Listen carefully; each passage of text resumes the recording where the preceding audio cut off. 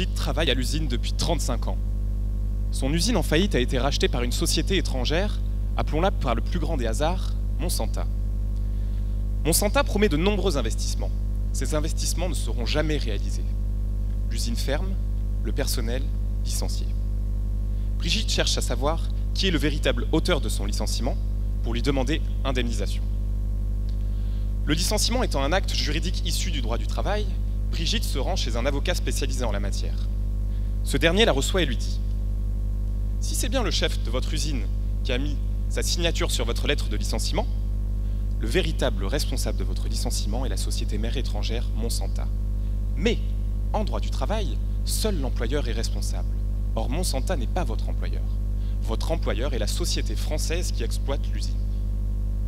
Seul à cette dernière, vous pouvez demander réparation. » Brigitte ne comprend pas. Mais pourquoi ne pas attaquer directement Monsanta si c'est elle qui a décidé de mon licenciement? L'avocat répond. Ce sont là les limites du droit du travail. L'employeur est une sorte de boîte noire. Le droit du travail ne se préoccupe pas du fonctionnement interne de cette boîte. Pour connaître ce fonctionnement interne, appelons un spécialiste en droit des sociétés.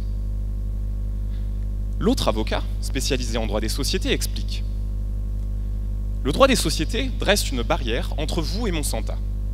Autrement dit, le droit des sociétés vous empêche de demander réparation à Monsanta. Brigitte ne comprend pas. Elle est perdue. Elle est désespérée. Elle comprend que le droit justifie, voire favorise son licenciement.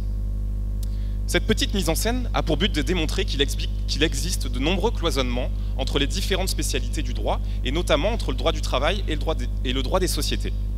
Par exemple, les acteurs juridiques sont différents. Le droit du travail s'intéresse aux salariés, aux syndicats et à l'employeur, tandis que le droit des sociétés préfère les associés et le dirigeant.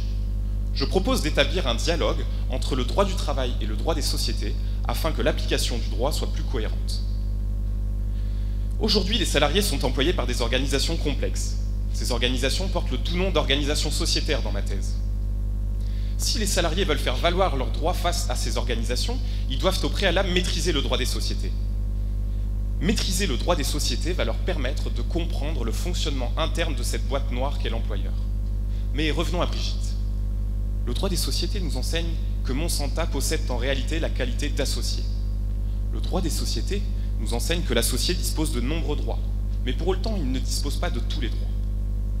Si Brigitte parvient à démontrer que Monsanta a outrepassé ses droits d'associé, alors Monsanta se transformera en son véritable employeur et devra indemniser le licenciement de Brigitte. Plus généralement, l'associé est bel et bien un nouvel acteur du droit du travail. Je vous remercie.